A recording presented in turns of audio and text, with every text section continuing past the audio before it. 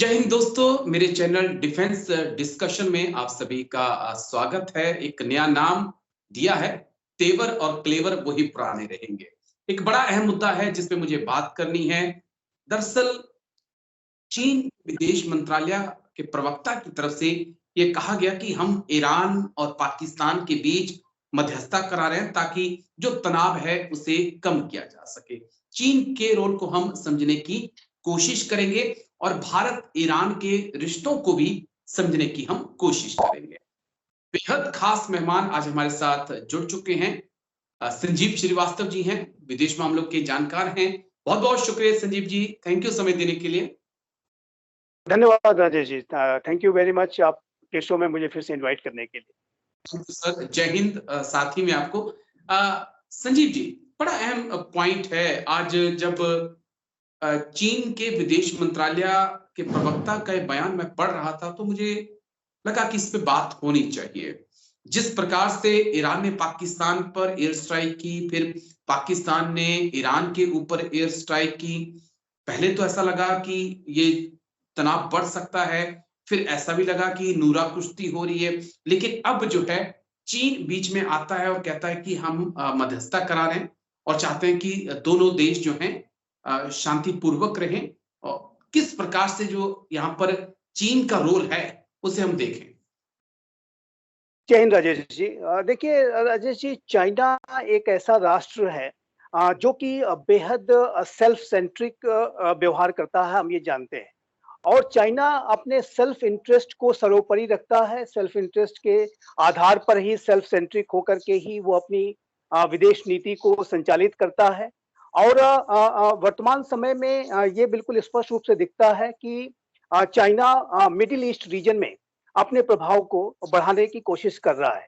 और चाइना के राष्ट्रपति शी जिनपिंग के नेतृत्व वाला जो ये चाइना है, ये अति महत्वाकांक्षी है, मैं ये कहूँगा। और उनकी महत्वाकांक्षा अब इस तरीके की है कि वो पूरे विश्व में शासन करने की मंशा रखते हैं। और अपने जो आधिपत्यवादी मूल्यों को विश्व के लोकतांत्रिक मूल्यों पर थोपना भी चाहते हैं। पूरे इंडो पैसिफिक रीजन पे तो वो आधिपत्य स्थापित करना ही चाहते हैं। मिडिल ईस्ट रीजन में भी जो वहाँ के रिसोर्सेस हैं, जो वहाँ का जो जियो स्ट्रेटेजिक इम्पोर्टेंस है, उसके ऊपर भी चाइना की एक क्लोज वॉच है। और चाइना सिर्फ वॉच ही नहीं बल्कि प्रोएक्टिव एंगेजमेंट भी कर रहा है। और जो पूरा मिडिल ईस्ट रीजन है राजेश जी, वो चाइना के जो भविष्य के उसके जो मंसूबे हैं उसको ध्यान में रखते हुए ये बेहद महत्वपूर्ण रीजन है। और वहाँ पर चाइना इस बात की कोशिश कर रहा है कि वो अधिक से अधिक स्पेस ले, और अमेरिका की जो एग्जिस्टिंग हेजेमनी है वहाँ पर उसको वो चैलेंज करे।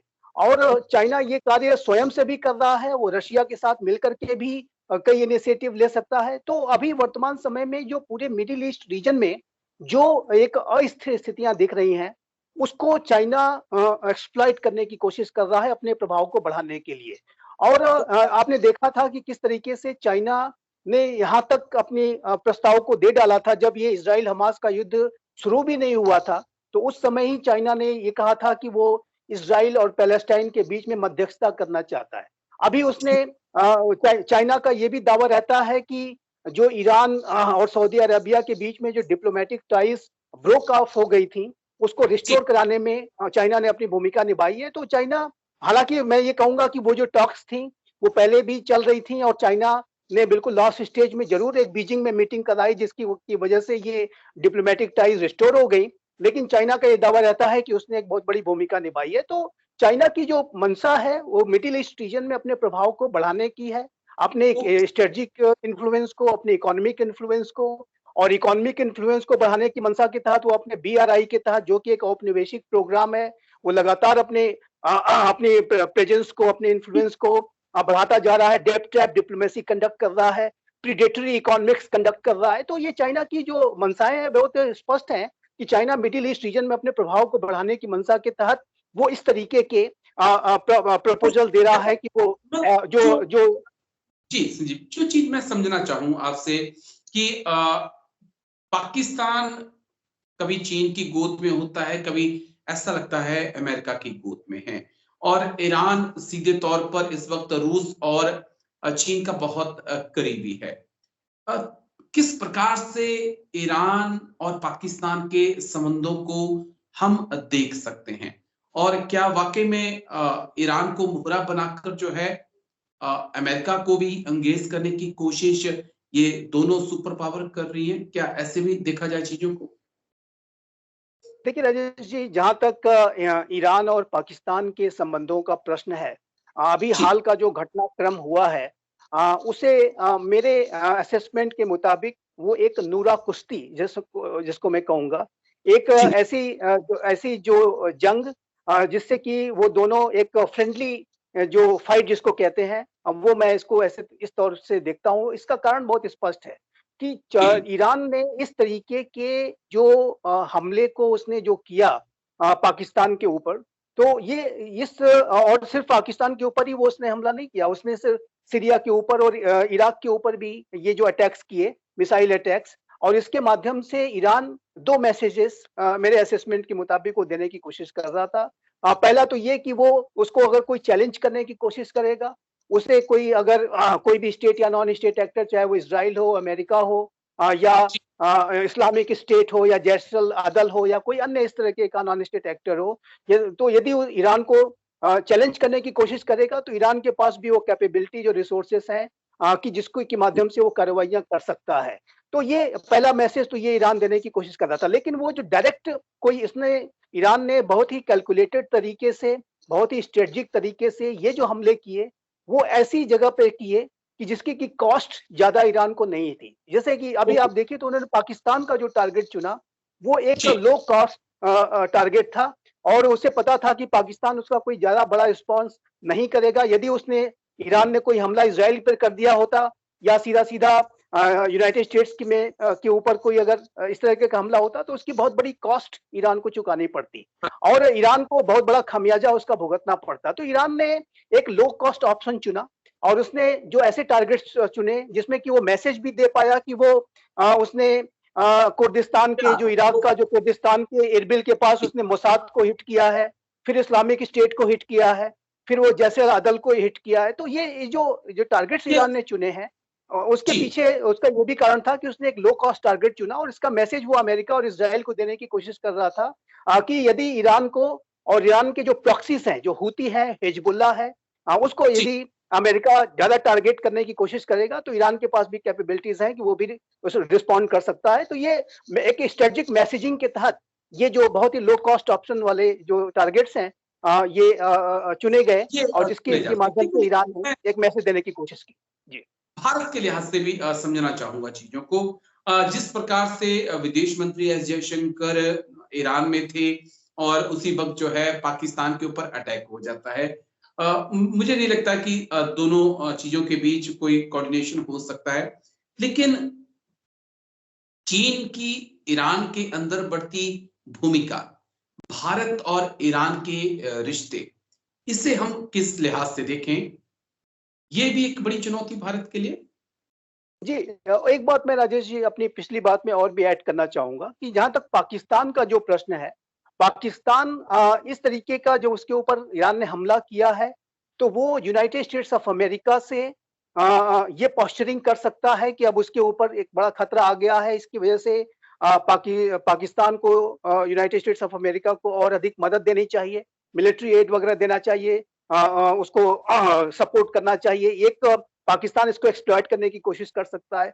दूसरा, जो जी। पाकिस्तान में इलेक्शंस हो रहे हैं, उन इलेक्शंस में भी इस तरीके के जो पूरी जो कवायद हुई है ईरान और पाकिस्तान के बीच में, उसका वो वो लाभ उठाने की कोशिश वहाँ की जो आर्मी और आईएसआई है, जो कि अपने मन मुताबिक, आप जानते हैं कि वो पार्टीज को सत्ता में बिठाते हैं, तो वो इस तरीके के हमले करना और रिस्पॉन्स करना, उसका एक रिटेलिएशन करना, वो एक पाकिस्तान के लिए आवश्यक था, और उसका उसने लाभ भी उठाया है, फायदा भी उठाया। इसी वजह से मैं इसको एक फ्रेंडली फाइट, एक नूरा कुश्ती कह रहा हूँ। और ये मैं इतना कहना चाहूंगा। जहां तक भारत का प्रश्न है राजेश जी, देखिए, भारत और ईरान के रिश्ते बहुत ही अच्छे हैं, और भारत चाबहार का जो प्रोजेक्ट है उसको अपने तेज गति से आगे बढ़ा रहा है। अभी आपने देखा कि भारत के विदेश मंत्री श्री एस जयशंकर ने ईरान की यात्रा की है, और ईरान में ईरान के नेताओं के साथ, राष्ट्रपति रईसी हों, अन्य नेता हों, वहाँ के विदेश मंत्री हों, सभी के साथ एक एक बहुत ही सार्थक बातचीत हुई है। अभी जो हूती के द्वारा जो रेड सी में, गल्फ ऑफ एडन में और बाब अल मंडेब में जो एक अस्थिरता की एक हिंसात्मक स्थितियां पैदा की जा रही हैं, उसको लेकर के भारत ने अपनी चिंता भी व्यक्त की है।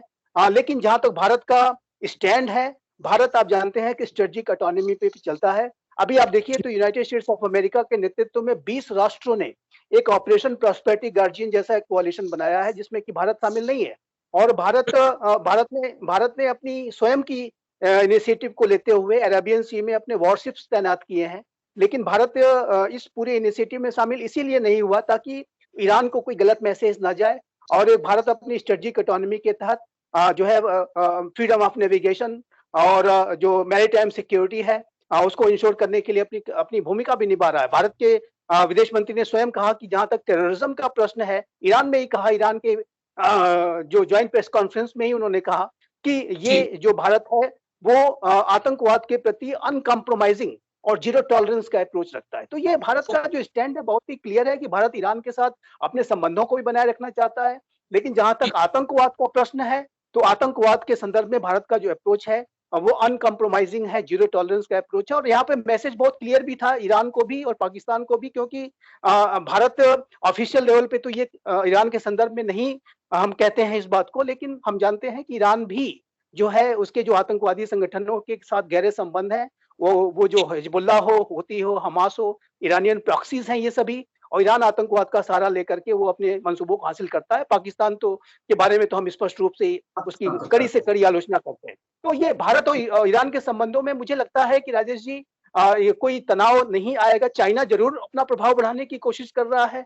और यहाँ पर मैं एक बात मुझे कहने का मौका दीजिएगा कि वर्तमान समय में जो पूरे विश्व में एक geo political fault lines develop हो रही हैं, जहां एक तरफ यूनाइटेड स्टेट्स ऑफ अमेरिका और उसके एलाइज और उसके कुछ पार्टनर्स हैं, वहीं दूसरी तरफ China, Russia, Iran, north Korea, Syria, Belarus जैसे राष्ट्र एक तरफ दिखाई दे रहे हैं। तो ईरान इन सारी स्थितियों को भी वो बहुत ही क्लोजली वॉच कर रहा है। आप जानते हैं कि यूक्रेन के युद्ध में ईरानियन ड्रोन्स इस्तेमाल हो रहे हैं। ईरान ड्रोन्स लगाने की जो फैसिलिटीज हैं वो रशिया में अब डेवलप करने जा रहा है। और इस तरीके की भी रिपोर्ट्स हैं। और जाहिर है कि रशिया और ईरान के जो बीच के संबंध भी गहरे हो रहे हैं, मिलिट्री टू मिलिट्री कोऑपरेशन हो रहा है। और चाइना और ईरान के संबंध तो बेहतर हो ही रहे हैं। और जैसा कि मैं आपके इस हमारे डिस्कशन में मैं पहले कह रहा था कि अमेरिका की और जो वेस्टर्न हेजीमोनी को मिडिल ईस्ट रीजन में चैलेंज करने के लिए रशिया और ईरान, रशिया, चाइना, ईरान जैसे राष्ट्र साथ में आकर के काम कर सकते हैं।